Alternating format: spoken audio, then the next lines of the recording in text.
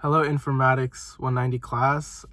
This is Mark here again. I hope you're all doing well.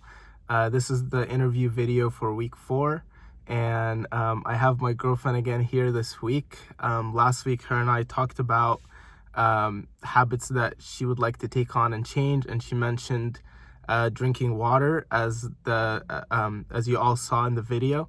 And this week we will be talking about the science of community and how communities can be used and formed to help people stick with certain behaviors that they choose, as well as give them a sense of empowerment to keep those behaviors going. So my first question for you is, what is the progress? Have you made any progress since last week, since the last time we talked? Yes, I've been drinking more water, so definitely I've kind of made more of a subconscious effort of drinking more water. That's good. So I'm glad to hear that. What exactly did you do to help you, get to where you got right now? I have a bunch of these tumbler cups, and I just try to always keep one on me at all times, so that way I'm drinking more water. It's kind of like a reminder that, hey, this cup is sitting here, so you better drink it. That's good. Well, having taken that initiative is definitely like a way to help you stick with behavior, and just being intentional about your goals will help you reach them. And it's good that you brought that up because this week we talked about how we can use communities and we can form communities to help people basically fit in, feel empowered, feel self-worthy, and stick with their goals by being part of a successful community.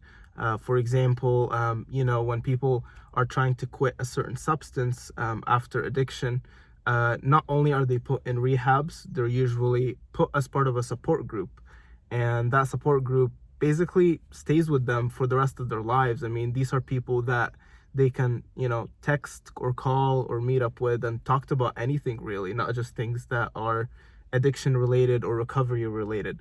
So it's cool to see that because it shows you how communities and being part of that group can help people stay away from relapsing.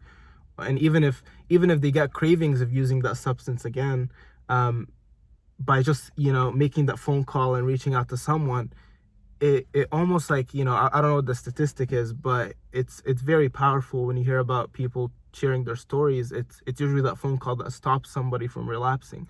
So that being said, I see that drinking water is part of a bigger picture, and it's part of a healthy lifestyle.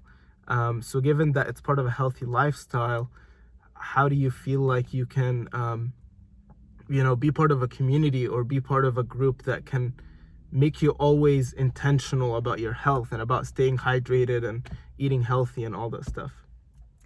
I think me being a part of a community of people that also are, in a sense, putting their health first, being conscientious of, their diet or maybe their workout routines, implementing, physical activity.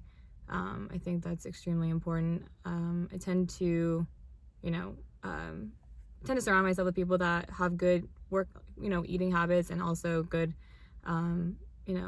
they spend a lot of time at the gym as well, which also I think can also help influence me to be healthier, but then to also alongside drink more water, because that is a healthy habit.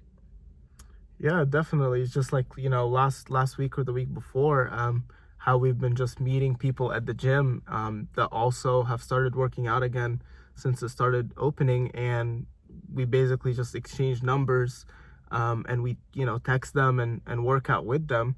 And that's been really, really helpful because usually you and I would set times to go to the gym, and after the gym we usually have a healthy meal or a protein shake, and then we drink lots of water.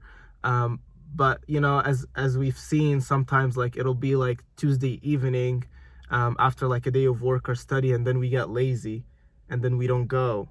But having that sense of community has helped us a lot, because now that there's 2 other people involved, that we have group chats with, that we talk to, and we feel like we fit in, and they also want to get healthy, and we feel comfortable with them, so they give us that sense of, like fitting in and being rewarded. We're not going to skip Tuesdays, because now like we're being held accountable because somebody else is waiting for us. So I think it's really cool what communities can do, and how being part of a larger community can really impact whether you stick with the behavior or not. And we see it in many different examples and in many different cases of how that could be the deciding factor of whether somebody continues a habit or whether they choose to quit. So do you have any questions for me? No, thank you. Of course. Well, thank you, class, and I hope to see you all soon. I hope you all have a good one. Bye.